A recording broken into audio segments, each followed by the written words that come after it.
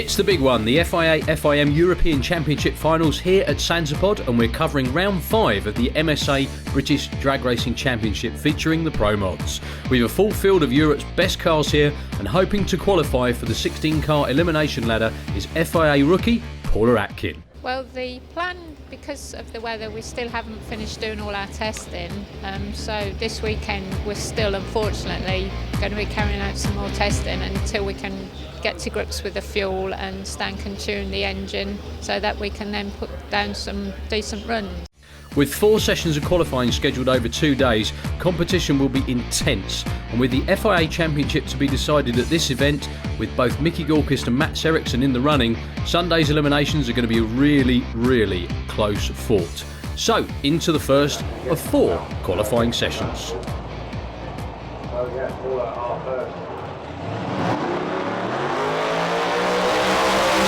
First up, Paula Atkin. Still kind of in test mode, but her and Stan hoping to get qualified, most importantly. 7.18, that'll go a long way. Thomas Stiefel up against in the near lane, the Turbo Duster of Chris Isaacs.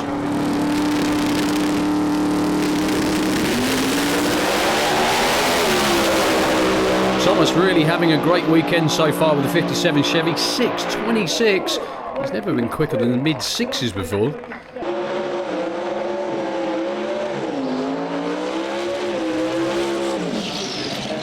Well, everybody loves Freddie, and it's great to see him back, but with a turbo Hemi underneath the hood.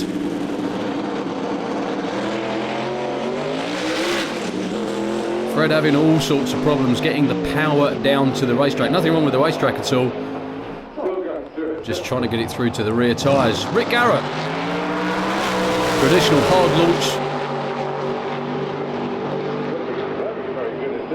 And down in the 6.3, 6.39. Norbert Kuno, Andy Robinson. Norbert was in the 6.0s back at the main event. Let's see what he can do here. 6.44, and it looks like an engine hurting. 6.48 for Andy. John got on their side, 2 nitrous cars. Roger Hansen with that fabulous Mustang, a little bit out of shape, takes it easy through the top end to a 6.88. Near side, Dave Vegter, far side of the racetrack. One of the most consistent men in the whole of drag racing. Bruno Bardot, 6.04, 2.30 opens his account for the weekend. So one of these two will be European champions once the weekend is out. Both of them have done it before. Max Erickson, not for quite some time now, about 6 years ago. He had a good weekend though that weekend. Ran the first 5-second run in Europe and took the championship. What's this weekend got in store for both of them? Mickey G with problems up the starter line. No trouble at all for Max Erickson. Nice and straight down the lane to the first 5 of the weekend with a 5.99. So as we move into session 2, the new car in the near lane of Thomas Stiefel that's impressed everyone. He's in the right lane. And a great run from Rick Garrett as well. Rick Garrett goes, oh, so close to the 6.2s with a 6.30.0. Yeah, fantastic. It's went really well. No shake, arrow straight. We fitted a new converter, which seems to be working. Obviously, what give us the PB. Now we've just got to tinkle with a 4th kit a little bit, get that on there, and then that will definitely drop us into the 20s. And that was also a great opener from Thomas Stiefel. Yes, it's going better than I wanted it. We expected 6.5 for this weekend maybe, and it's running now great. Also in Q2, current number 1 qualifier Max Erickson showing he has a real handle on the racetrack. Every run has been in the 5s. Yeah, the track is all right for us. The car launched very good in the both lane for us, and I had some shifting problems. Not problem, but I shifted too late the last session. So if I had shifted right on a lamp, it should be in a little better time. But 5.98 is all right under these circumstances. So we are very happy to get 3 plus 3 points. So now we are 3 points over Gallquist, and that feels good. One run from Q3 now, and MSA Championship leader Kev Slyfield not getting the measure of the track just yet. Problems all over the place as well for him. Roger Moore though with a nitrous Viper. Roger clicks it a little early as well, but he's been consistently in the mid-6s already. So to Q4, an FIA Championship contender, Mickey Gallquist has still not managed to do better than 7.49. Although he's just in the field in the 15th position, Fast Freddy Fagerström also not yet really got the new turbo setup working as he'd like. So Kev Slyfield, Paula Atkin. Paula is in at the moment. Looks like Kev's going to be with that run. Superb stuff. 640, clicks it early to 195. That would have been quicker. Paula still in the low 7s. Chris Isaacs, Mickey G. Mickey looking to get a better run than a 7. That car's well capable of going deep into the 5s. 6.05 that time round. Problems unfortunately again for Chris and the Duster. They're nearly there though. Jean Delemont, Roger Moore, 2 nitrous cars side by side. Roger with problems off the lines. John all over the place, up on 2 wheels, and just kisses the wall with the ball horns on the side of the car. That's the exhausts. Watch it again in replay from the other angle. You can see lots of tyre shaking all over the place. Suddenly it grips, and Jean just gets himself into the wall, and there goes that ball horn. Andy Robinson, Norbert Kuno lining up for their last qualifying run. Both well in the show, just looking to go that little bit quicker and refine the setup for race day.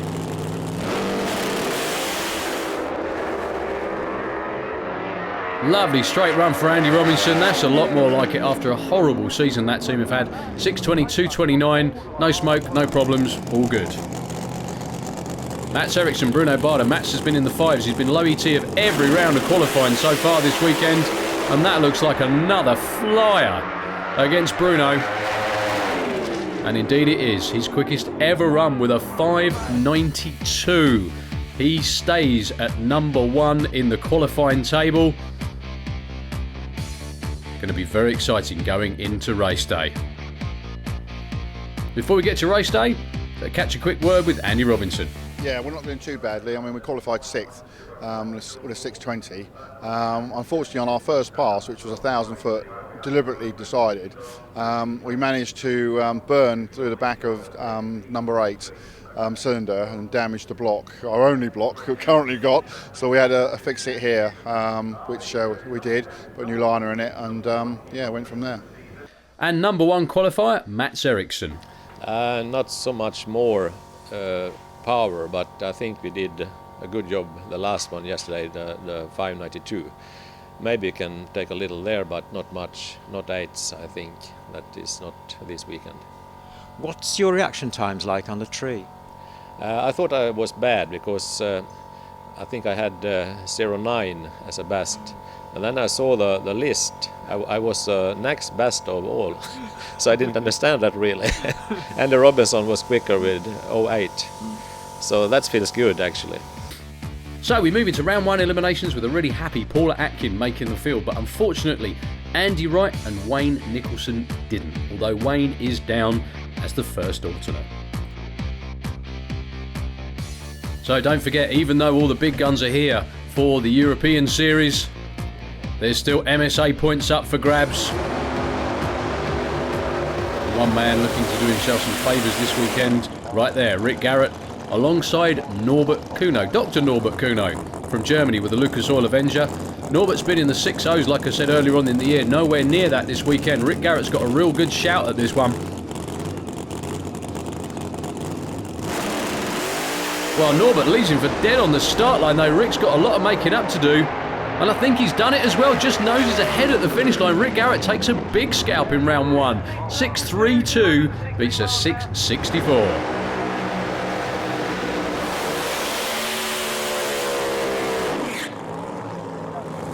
Dave Vegter with a matte black Camaro. Running a converter setup on there for this year. Slowly but surely getting used to it and getting a little bit more consistent. Up against Kev Slyfield. Now Kev is points leader for the MSA series at the moment. Let's see what he can do against David Vegter, but problems for Kev off the start line. It is David Vegter taking a well-deserved win. Next pair out is going to be the nitrous Camaro of Jean Duhamel. Jean not having such a great weekend, but still, he's in the 60s, he hasn't blown the hood scoop off, so it can't be all bad. Up against Thomas Stiefel with that orange 57 Chevy built by Andy Robinson, all the way from Switzerland. He's having an absolute career weekend so far. As he said, didn't expect to be quicker than 6.5, and he's been in the 6.1s. Well, Jean with a big hole shot, but problems in the engine department on the way down the racetrack. Thomas with another beautiful 6.17.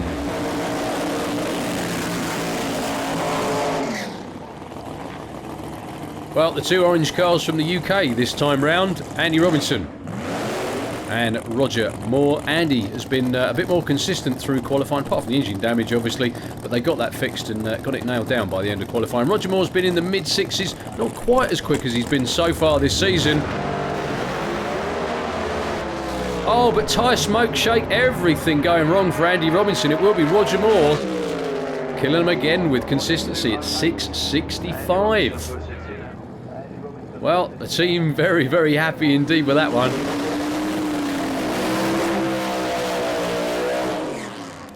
Well, big ask for Chris Isaacs and Spencer Tram and the whole Direct Plastics team. They are slowly but surely nailing down the combination in the Turbo Duster. It won't be long before they really will be able to go toe-to-toe with Mickey Goldquist. Let's see if it's going to be in this round one race. Mickey G with a 6.05. Don't forget, Mickey's also in that championship points battle. Chris Isaacs spins the tyres off the start line. No trouble at all for Mickey Goldquist.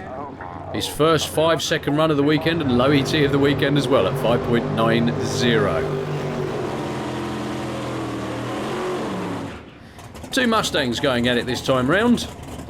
The more modern, slightly more modern Mustang of Roger Johansson up against Paula Atkin. Paula's first ever weekend in FIA Pro Mod, and she qualified. Got a big ask against Roger Johansson though.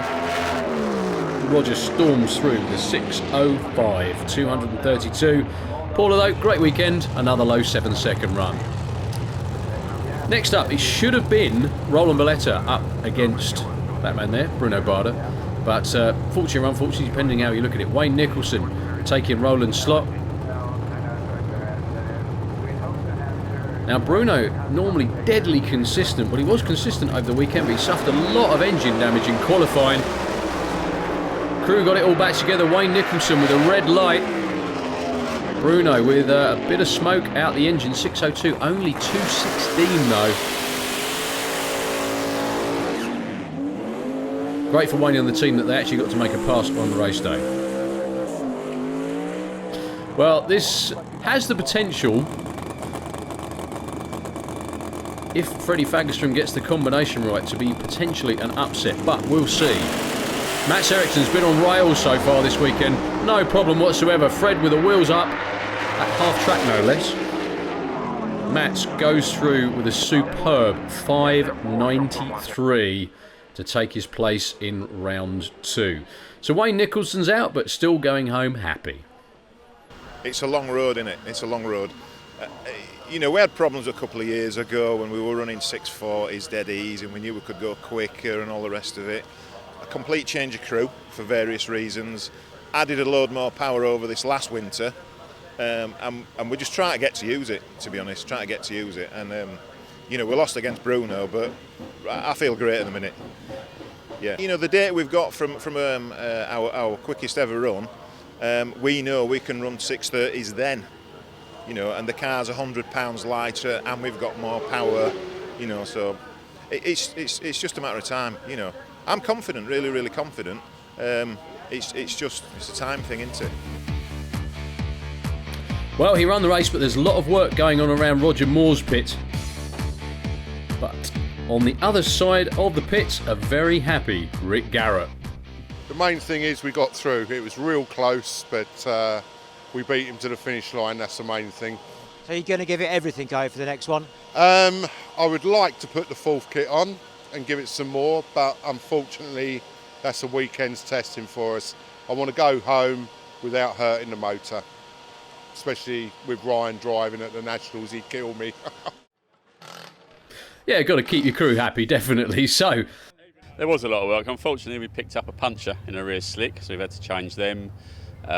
We blew through the clutch on that pass, so we had to sort that out, but we're all ready to go now. So we're on with the quarterfinals. Now obviously we're following the MSA championship here, so Rick Garrett is your man, if you will. But Max Erickson is on a mission to win the European Championship this weekend.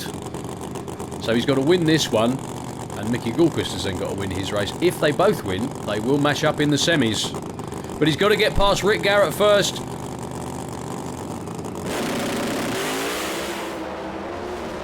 Well, Rick's giving him a real good race, but just towards the top end. The horsepower of that Green Goblin shows. 596 again. A real nice 636 though from Rick Garrett, and it's in one piece for Ryan. So Mickey G went 5.90 with a 0. Low ET of the weekend so far. Up against the surprise of the weekend, the pleasant surprise of the weekend. Thomas Stiefel with the orange 57. He's been in the 6-1s. Done himself no favours, unfortunately, that time with a reaction time advantage to Mickey. And it will be Mickey Gallquist going through no trouble whatsoever. 591. Nice try, though, from Thomas at 6.15 and a great weekend all round. Roger Hansen against Roger Moore. Pick your Roger. Orange or black, Sweden or England. You decide. Now, Roger Moore beat Andy Robinson in round 1. Roger took out Paula Atkin. Well, Roger Moore with a hole shot and tyre-shaking problems for Roger Hansen. It will be Roger Moore going all the way through. He's done it again, 2 times in a row in the 6.5, 6.52. On to the semis. Congratulations.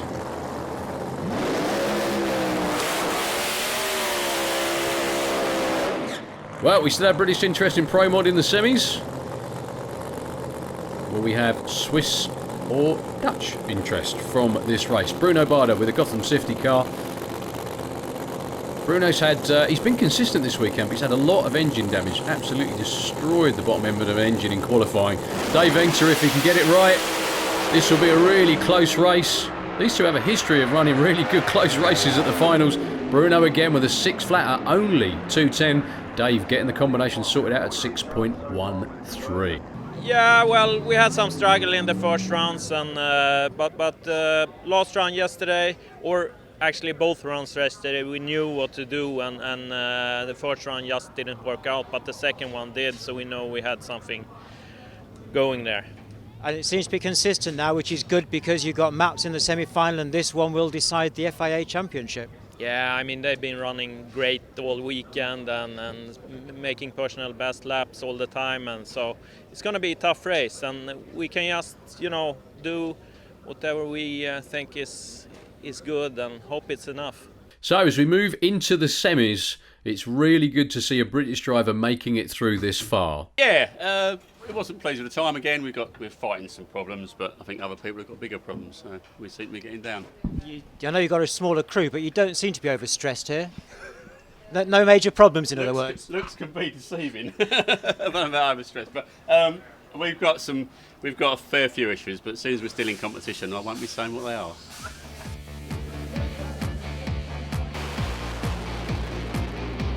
So all the drivers getting it suited up for the important semi-final races, but one of them, for the European Championship at least, is decisive. Mickey Gallquist, Max Erickson, final adjustments being made on both cars, and everybody getting suited up and strapped in. So that's the first race we're going to see. Crown Victoria against Camaro. Green Goblin against, well, I hope Mickey won't mind me saying it looks like a Smurf, but there we go. Anyway, Goblin against Smurf, just for this race. Anyway, so whoever wins this not only gets a place in the final with the European finals, but also wins the European Championship. The lead has been Max Erickson for most of the season. Mickey Gallquist won the Swedish Championship last weekend in Sundsvall.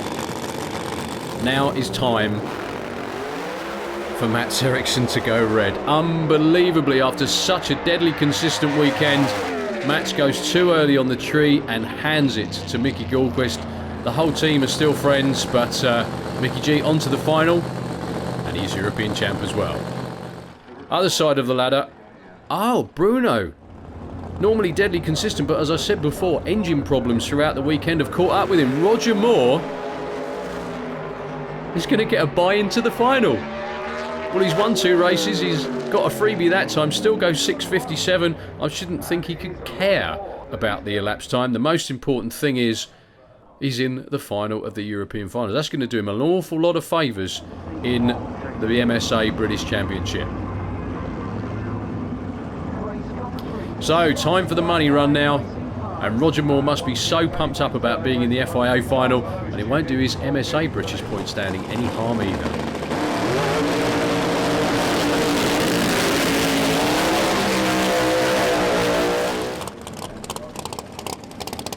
So can Roger Moore make it 4 out of 4 on race day? I don't think he'd mind me saying he wasn't expected to win any of the races he was in so far, because everybody he was against had a performance advantage, but just goes to prove you need to line up and race. Performance advantages are no good if you can't get down the track. So he's in the final against Mickey G. Well, Mickey Gilchrist is out in front and he will take the win. Roger's luck runs out just that much short of the big trophy. Mickey goes 5.97, Roger in the 6.5s. What a fantastic weekend. Yeah, very much so, yeah. We had a pretty bad year last year, so this was a good revenge, come back and win the championship and at the last race of the year is really something special. We had 6 pretty good rounds in the European Championship this year and it's been exciting, and I think there was only 1 rain out or something like that, and then you know, the last few races has been great. This is our 3rd race we won in a row, so I'm really happy. So just 1 round to go for the British Championship now. Join us at the national finals to see if Roger Moore or Andy Robinson can catch Kev Slyfield for the MSA Championship.